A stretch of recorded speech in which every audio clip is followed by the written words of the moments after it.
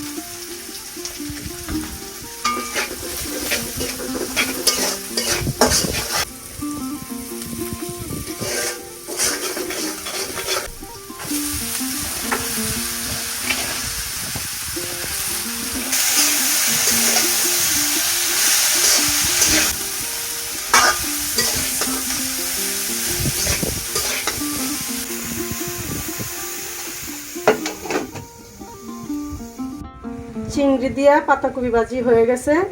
ভিডিওটা ভালো লাগলে লাইক, শেয়ার, সাবস্ক্রাইব করবেন।